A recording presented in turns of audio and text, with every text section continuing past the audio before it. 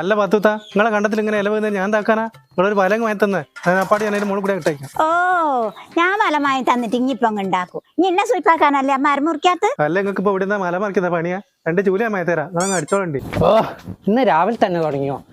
അല്ല ഗിരീഷേട്ടാ ഉമ്മാക്കോ വിവരല്ല നിങ്ങൾക്കെങ്കിലും ഒന്ന് അടങ്ങലത്തോ. ഞാനെന്താക്കാനാ രാവിലെ തന്നെ കോയിപ്പന അരിക്കുന്നോടും പോരും. രാവിലെ തന്നെ നിങ്ങൾ രണ്ടാളെ ഉയരം കേട്ടിട്ട് എണീക്കുക അന്നേത്തെ ദിവസം തന്നെ പോക്കാം. എന്റെ മോനോ ഇന്നത്തെ പ്രശ്നം ബ്ലാവിന്റെ മോളിൽ നില വെക്കുന്നതാ. ഇതിന്റെ മുകളിൽ ചക്ക പോത്തന തിന്നുന്ന എന്റെ ഉമ്മേനല്ലേ.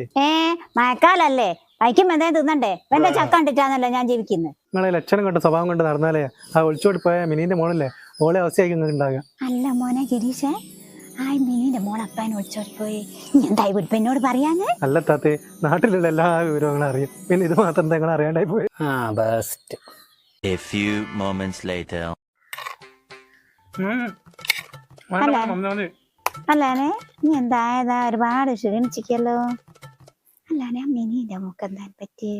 അപ്പ ഉണ്ട് ഏതോ ചെങ്ങനെ ഇപ്പൊ ഒളിച്ചോടി പോയി. ഇപ്പൊ എല്ലാം കൂടി ആടെയില്ല കൂടെ ഇല്ലാത്തൊരു അവസ്ഥയായി. ഞാനിതൊന്നും അറിയില്ല അന്മോനു. ഈ രാത്രി ഇങ്ങോട്ടും പോര് ഞാനിത് ചക്കയും പോത്തർച്ചയൊക്കെ ഉണ്ടാക്കിയിട്ട് എനിക്ക് അത് തിന്നിട്ട് പോവാം. ബാക്കിയുമ്പക്ക് അന്നേരം പറയുകയും ചെയ്യും. ആയിക്കോട്ടെ ഞങ്ങൾക്ക് ഒന്നും നടുവണ്ണ്